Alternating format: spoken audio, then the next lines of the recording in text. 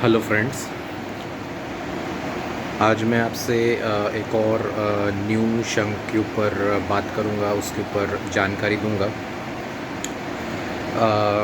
इस शंख के ऊपर मैंने बहुत ही हल्की सी जानकारी दी थी अपने पिछले वीडियो में, जिसमें मैंने गोमुखी या पांचजन्य शंख है उसके ऊपर मैंने उसके ऊपर कुछ फैक्ट्स बताए थे, उसकी अवेलेबिलिटी कहाँ मिलता है वगैरह वगैरह। उसके ऊपर जब मैंने जानकारी दी थी, साइंटिफिक नेम बताया था, तो उसमें मैंने ये भी बताया था कि एक और इसके जैसा ही दिखने वाला है, लेकिन वो इंडियन ओशन से बिलोंग नहीं करता है। वो अदर मतलब अदर दैन इंडिया या अदर कंट्रीज़ में मिलता है वो। तो आज उसी शंख पे मैं बात करूँगा। तो ये पांचजन्य शंख ही है, लेकिन अलग स्पीशीज़ का नाम, अलग स्पीशीज़ के बारे में बताने वाला हूँ आज आपको। अब जो पांचजन्य, जो गोमुखी, जो इंडियन ओशन में जो मिलता है वो कैसिस कॉर्नुटा है।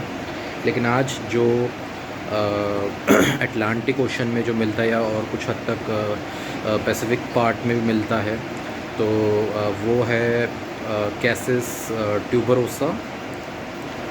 सो यदि आप दोनों कैसिस कॉर्नुटा और कैसिस ट्यूबरोसा देखोगे, तो दोनों में कुछ भी डिफरेंस ज़्यादा है नहीं। लेकिन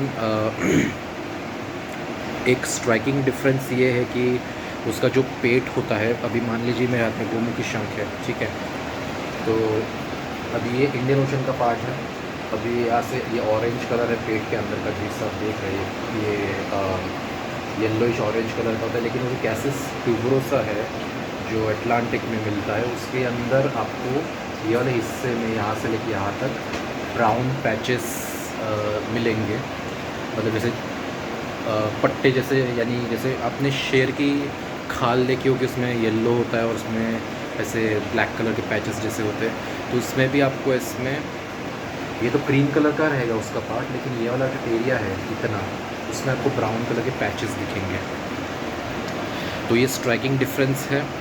और एक डिफरेंस है कि अभी जो गोमुखी है, ये वाला जो इंडियन ओशन का जो शंख है, ये maximum recorded size I think 15 to 16 inch तक इसका रिकॉर्डेड साइज़ है। लेकिन वो जो कैसिस ट्यूबरोसा है जो अटलांटिक में मिलता है, उसका maximum recorded size 10 to 11 inch ही है। उससे ज़्यादा बड़ा वो ग्रो होता नहीं है, जितना मैंने पढ़ा है। और वो मिलता है मेक्सिको, अमेरिका, अमेरिकन टेरिटरीज़ में मिलता है वो, बहामास प्लेस, आइलैंड्स, यहाँ पे वगैरह मिलता है वो। तो डिफरेंस यही था, कलर और ये इसका उसका साइज़ का, मतलब सिर्फ 10 to 11 इंच उसका मैक्सिमम साइज़ है।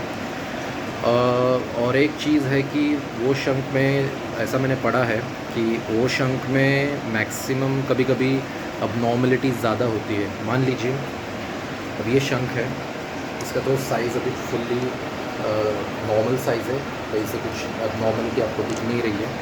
लेकिन उसमें कैसा होता है कि वो शंख में कैसा नोट किया गया है कि कभी कभी ये हिस्सा ऐसा ऐसा कर्व जैसा आएगा, कभी ये हिस्सा ऐसा ऊंचा हुआ ऐसा ऐसा आएगा। तो मतलब एबनॉर्मलिटी कभी कभी नोट की गई है उस शंख में। और कभी कभी जो सींग है, तो कभी सिर्फ एक ऐसा सींग होके ऐसा रहेगा, सिंगल सींग में रहेगा।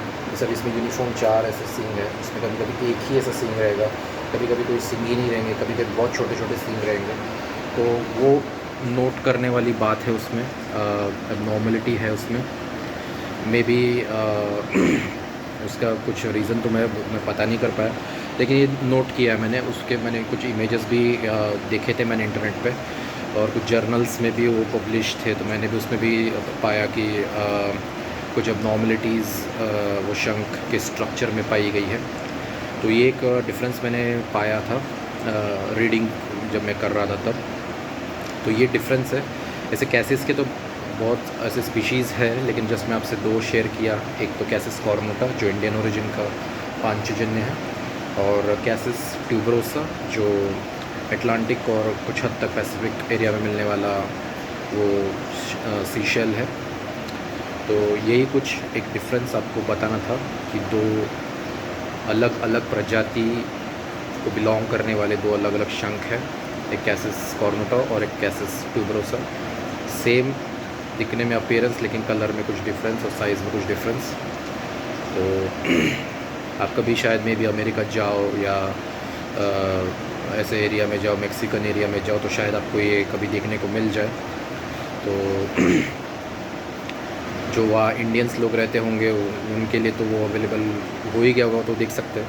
लेकिन अब ये हर जगह मोस्टली बैन हो चुका है, तो अभी इसे तो कोई इंडिया में तो नहीं ला सकता है।